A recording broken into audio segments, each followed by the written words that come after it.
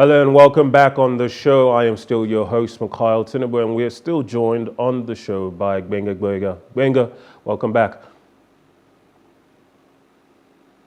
Gbenga, if you're still there,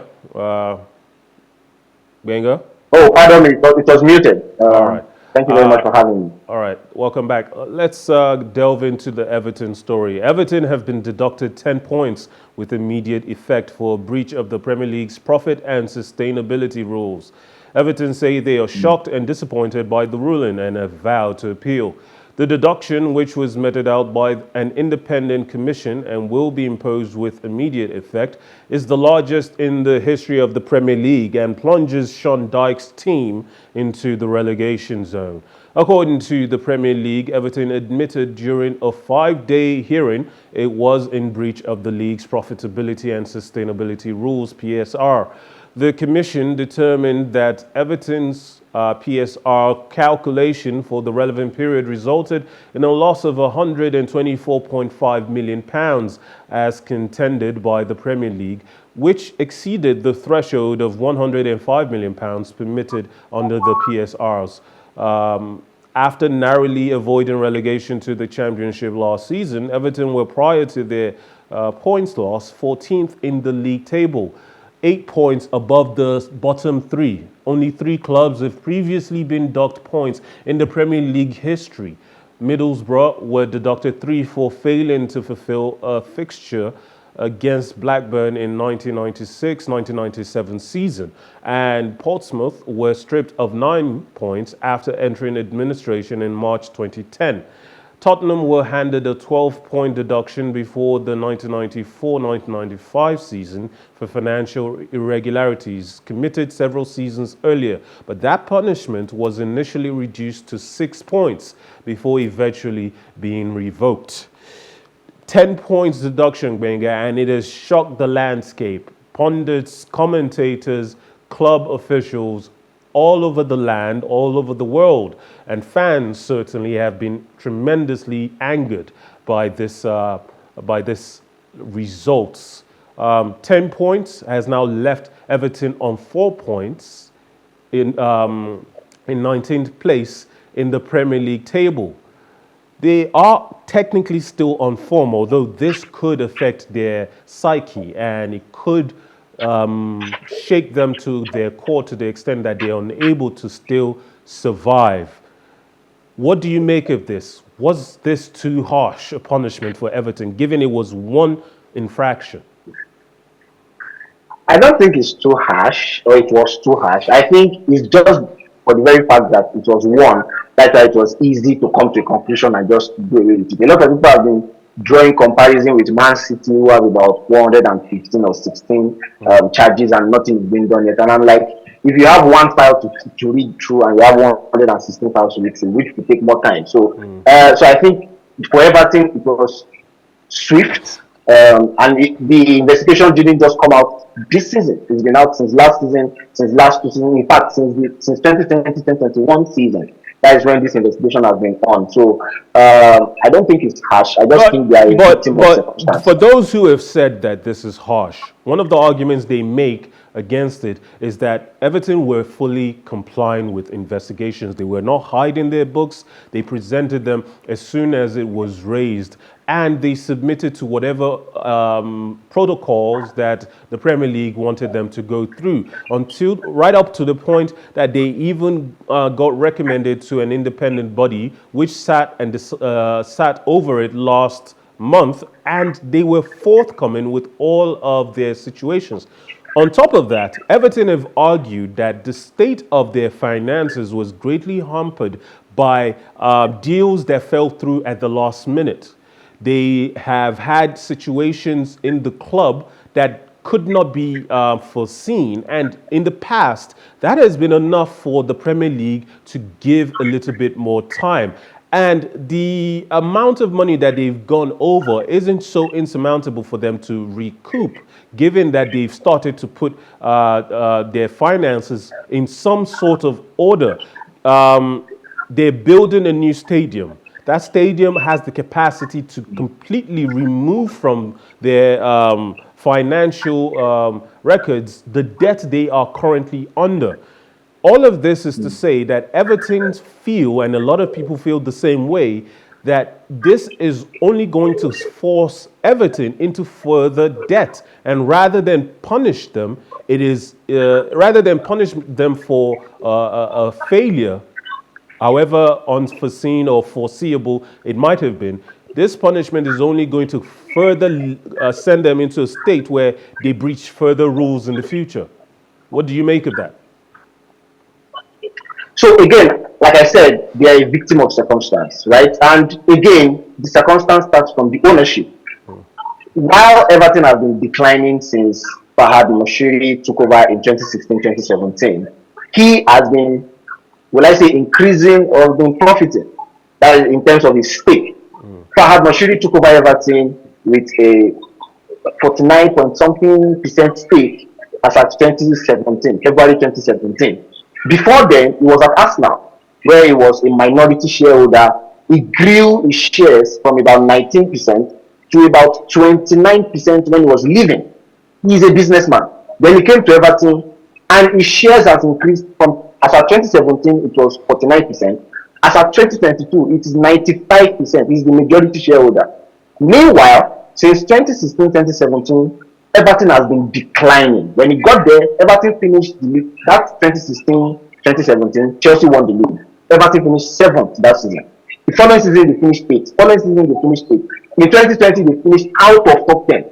We know what happened in 2021, 2022, and last season. They were finishing 16, 17, and almost got relegated. Now, this is a case for Leicester City. This is a case for Burnley. Burnley will say in 2021, 2022, you escaped relegation with just 5 points.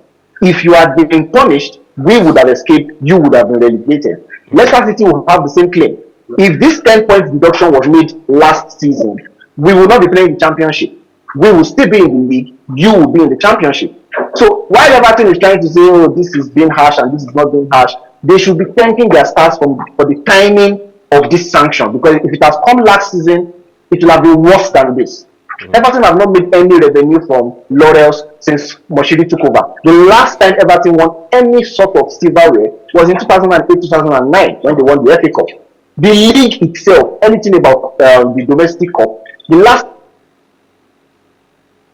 So there is no sort of success that has converted into profit or income or net worth or any of that sort. While Everton keeps spending, now they have to go and take a loan and keep servicing that loan annually for the new stadium and still aren't making profits. So how would they fall short of the equity or the sustainability policy? They will definitely fall short. And like I said, they are easy targets. Probably their lawyers are not strong enough, and the 10 points is the result.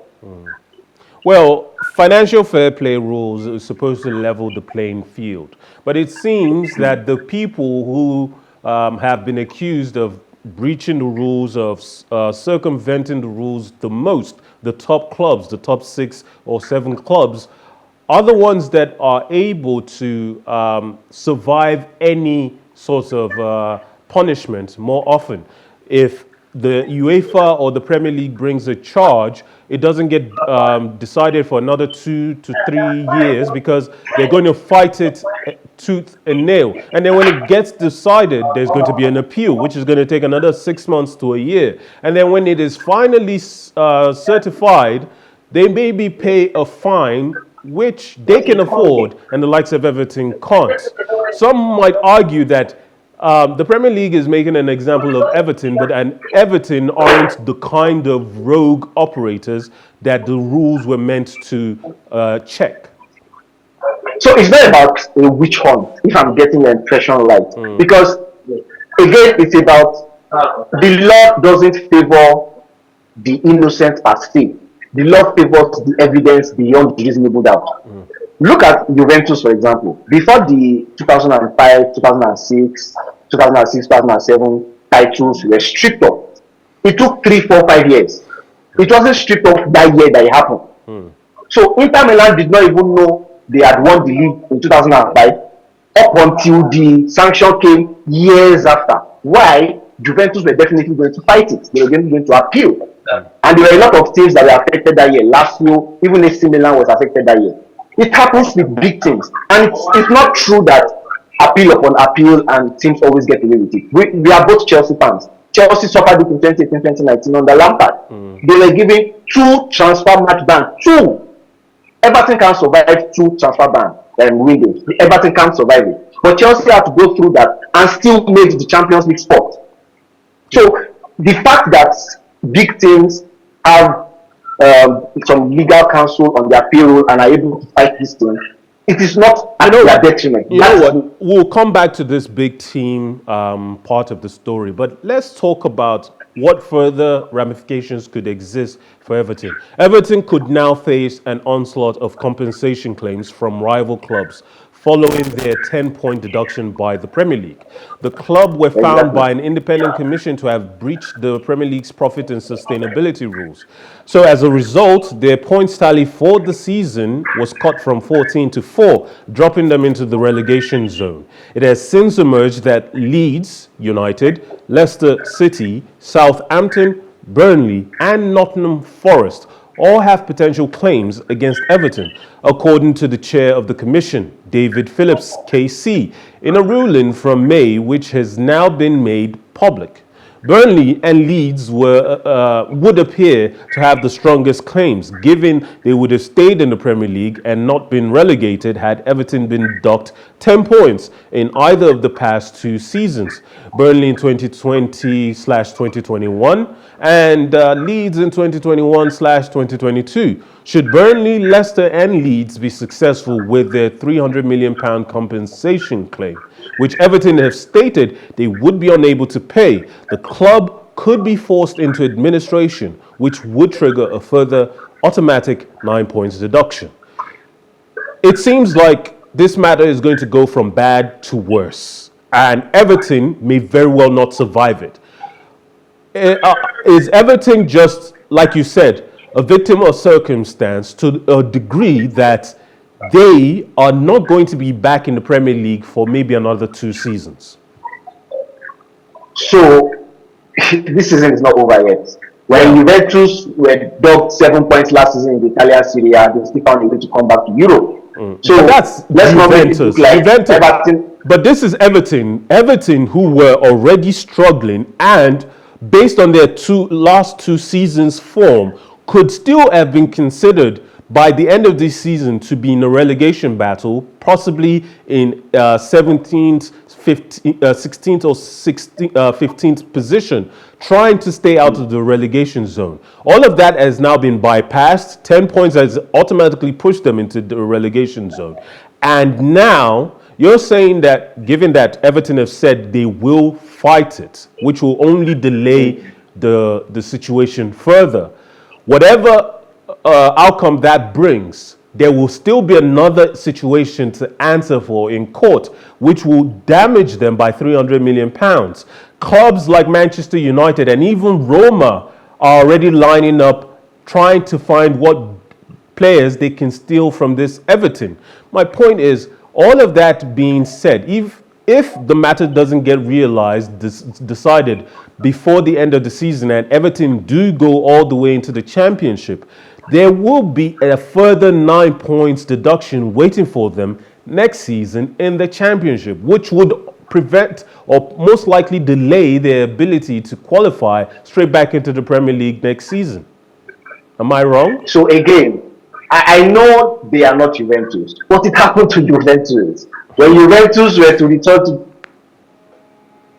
having -8 points waiting for them. It's not the first time. The problem here is they have an owner that has brought them to the limelight. Fahad Moshiri, during his time with Everton, has made Everton look like a big team without being big on pitch. So Everton keeps getting these players that keep making the rounds and they keep making names and they have fans. Fine. But there's nothing being done on the pitch since 2016. That's the point we are trying to avoid here. If Everton are doing well on the pitch, they probably could find a way to mitigate this situation and still regain their points or their footing back. But on the pitch, this is an Everton side where Iwobi was the best player last season, even in turmoil. In fact, Iwobi has been their best player for 2 consecutive seasons in turmoil. Everton finished 16th and 17th consecutively. He had to leave and come to Fulham because he knew come about it. So you have to move ahead. Right? I think for Everton, it is beyond the legal council now. They have to come back and understand that, okay, we started this season on a low foot, lost 3 games back to back to back. They lost to Arsenal, lost to Liverpool, but we are getting our footing back. We've not lost a game in the last 3 games, right? So we are trying to get our footing back. Let's see how we can work on it on the pitch. Whatever is happening on the legal angle, let the off-pitch guys deal with that. If they are able to do that, probably they'll be able to stay in the league for next season. But some people are saying, do Everton really deserve to be in the league? Maybe they should just go to the championship for a start. Well, maybe you're right. Maybe the going to the championship now will be something that will solve a lot of their problems, and maybe slow down the continuous spending that is out of their ability to sustain. Certainly, if they can still facilitate the building of their new stadium by the time they return to the Premier League, certainly it will be it will be like new beginnings for Everton. However, this Everton 10 points deduction has now raised a new conundrum for Premier League clubs, particularly two clubs that have recently come into the limelight for a lot of shady dealings. I'm speaking, of course, of Manchester City and Chelsea. Given the 10-point deduction handed to Everton, the threat of a 30-point deduction or automatic relegation from the Premier League would look to be very real for both Manchester City and Chelsea. So if that's the case, I was going to ask anyway whether a relegation, straight relegation punishment would be the tempted solution that the Premier League would want to enact, certainly to set an example. And given that for one breach, Everton have taken 10 points deduction, Man City are facing 115 charges, which will take another 2 years to resolve. Chelsea haven't even been charged yet, so that will probably be another 2 to 3 years as well. All of this is to say that all of this is happening at a time that people were already making noise about Chelsea's £1 billion spend in a single year.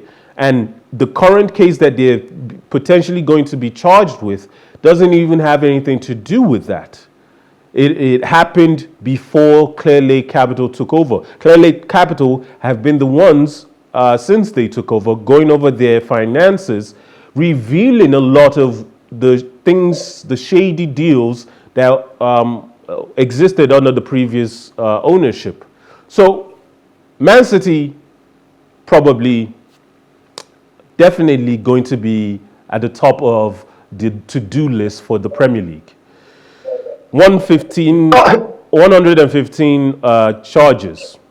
If they are found guilty, is there even a way back for them? So I'll go back to probably 2019, or was it 2020, when Arsene Wenger was inducted into the FIFA Council. He made a statement then. The guy is quite intelligent and he has foresight. He was talking about these same issues, the FFP, and why it is necessary for football. Looking at the fact that it just creates that level playing field between the so-called big clubs and the minnows, right? So you are supposed to work within what you're making, not just for the very fact that you have rich owners. Now, FFP and sustainability only comes to the fore when you are in the transfer market. So if you spend 50 billion for infrastructure, for shares, for whatever, you probably wouldn't attract. But when you go to the market and buy players that are beyond your capacity, that is when the eyebrow will be raised. For Chelsea, when they were faced with that ban in 2018-2019, what happened? 2018-2019, they won the Europa League. 2020-2021, Chelsea won the Champions League. They've made revenue, and they've been able to weather the storm and reach. So people will say, how come Chelsea keep escaping? The reason why Everton are not escaping is 2016-2017, 2018-2019, 2020-2021, 2022. It's loss annually. So they are not even out of the waters. They are always there. So it was easy for them to just drown. It was so easy. But for Chelsea, for Man City, this year, Man City won the treble. Do you know the revenue that came from the Premier League, the revenue that came from the domestic league, domestic cup, FA Cup, and also the treble? The revenue that came from, do you know how many Manchester City players were nominated for the Ballon d'Or? Do you know how many Manchester City players were nominated for FIFA the Best? Haaland came second. Guardiola himself was nominated. All these are revenues. Man City find a way to remain relevant even if they are fighting legal issues. So the difference between Chelsea, Man City, and Everton is Everton have no gloves, but they are in the boxing ring. Chelsea and Man City don't have gloves alone, but they have head helmets. But in the Chelsea situation, they are being charged, potentially they will be charged, for breaching rules that have to do with the way the club handles paying for the transfer fees, for the agents' fees in bringing a player into the squad. This has to do with what happened with Eden Hazard back in 2012. So some of the reports that have been done thoroughly, the investigative journalism that has been done by those investigating this situation, they found that there were certain offshore accounts that were used, which goes against the rules. And given, if we take, I think the closest example we can take is the Neymar situation when he joined Barcelona. The agency fees that were paid to his father, about £40 million. We saw how all of that went down, although that was dealt with by UEFA. This is a Premier League situation. The UEFA didn't really have a ton that they could do at that time. They didn't do much to Barcelona. But in this case, the Premier League is going to be more forceful with this particular situation. It's not the same kind of case as the Manchester City transfer charges, but it's still a lot of some would call shady dealings behind the scenes. So if Chelsea do get sanctioned, do get indicted, do get potentially charged with this rule break, are we expecting the severity to be on the same level? Whatever punishment the Premier League decides, are we expecting it to be on the same level as Man City, whose charges, the number of charges is way outstrips whatever Chelsea are being accused of?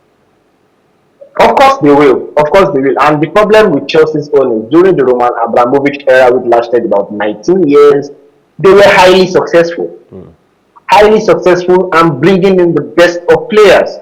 Chelsea broke the bank for a lot of players. They brought in Hazard, they brought in Morata, they brought in Lukaku back from the Italian Serie A. You know how much? Almost 100 million. They brought in Werner, they brought in Havertz, they brought in Kepa. At the time, Kepa was the most expensive goalkeeper.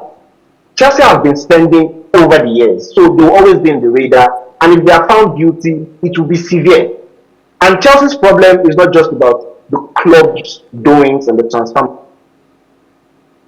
transcends to the ownership's dealings off the radar. So Abramovich is also in the spotlight for dealings he's made as far back as 2010 with Russian dealings. There were two guys that were in the news that were termed wallets of Putin that usually wash money for Russian oligarchs.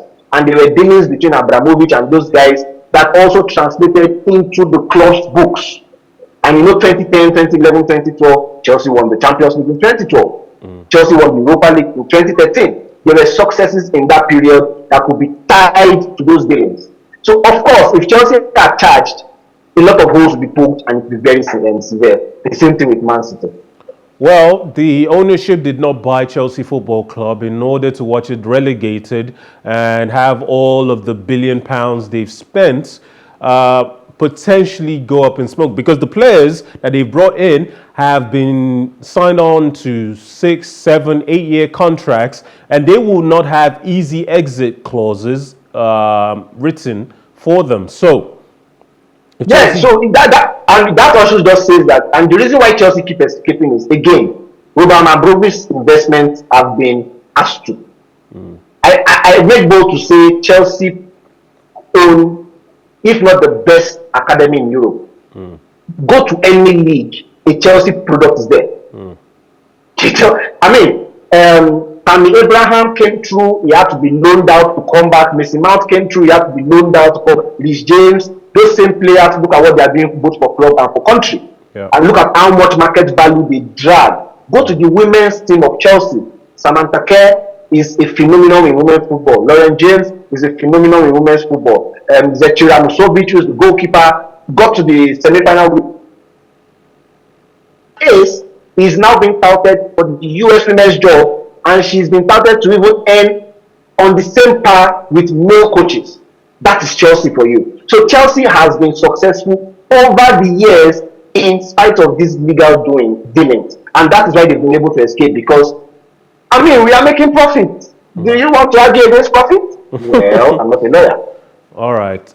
Well, we'll see what the space holds. But like we said, the Chelsea and Manchester City situation isn't going to be decided for a couple seasons yet. Chelsea haven't even been officially charged. They are still digging and looking under the mattresses for all the potential charges they can find. So until then, we'll have to wait. But the Everton situation, Everton have said they will appeal. There is still a potential compensation suit that will be filed against them by at least 3 clubs. They should save their money. They should save their money. They probably should. They probably should. But it does beg the question: will the Premier League have to reshape itself again? They came up with the financial sustainability rules. When this all blows over and we see just the aftermath of all of this chasing down of clubs, it will affect the bottom line of the Premier League, no matter what they think. They might think this will level out the playing field, but certain people will benefit while others will not. And we will probably find out that there have been more clubs breaking more rules than the ones we've currently seen. Everton are just probably the tip of the iceberg. And of course, the Chelsea, Man City, they are the obvious culprits. But others might exist who have done other things, other dealings that might be considered shady.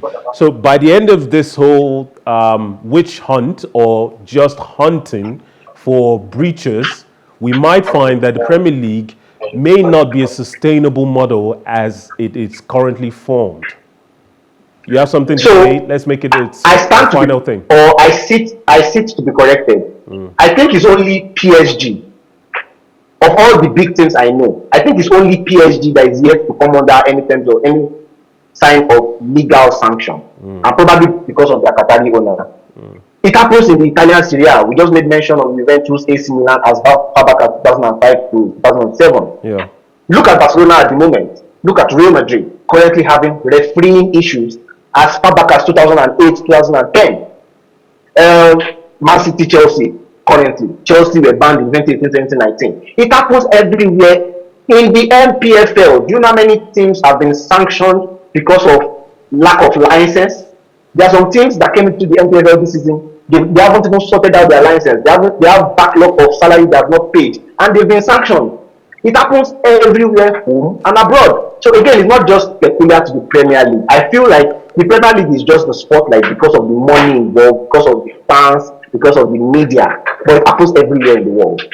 So we shouldn't take it seriously when the MPFL can't afford to pay coaches and players. All right. No, we should take it seriously, but it happens everywhere in the world. All right. Thank you, Gbenga Gboyega, for joining us on the show and discussing these important topics. Of course. Thank you for having me. Always a pleasure. As always, my name is Mikhail Tinubu. It's been a pleasure having you on the show. Remember, Life is never boring with some sports. Join us again next time. Have a wonderful evening.